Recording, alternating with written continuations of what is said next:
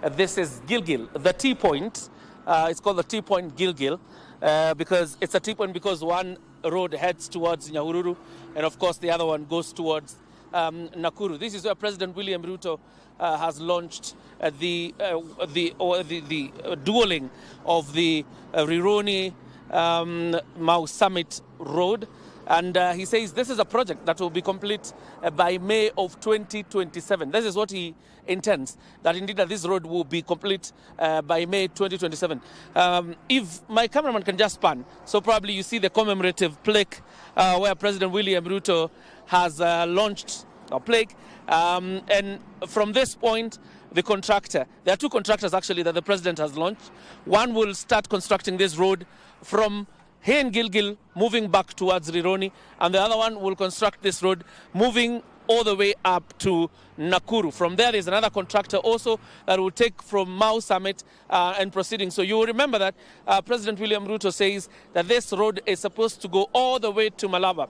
The idea being to ensure that this transport corridor that serves almost 5 East African nations, one of them being Uganda, there's the DRC, Burundi, and Rwanda, will be served by this road. So the idea of taking it to Malaba, obviously, is to ensure that this transport corridor is smooth, particularly for the transit of goods.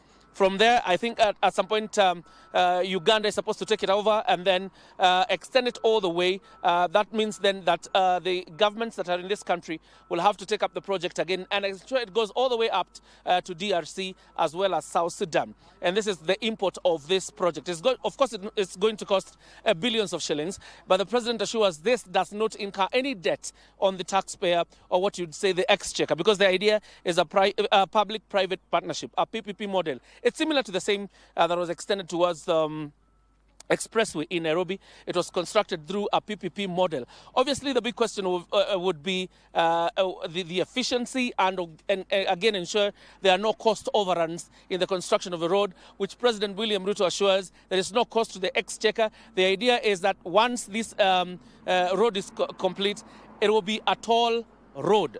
And that means then it will be 3 lanes on that other side and 3 lanes on this one, but the middle lanes will be tolled. That means if you have to access them, then you have to pay for it.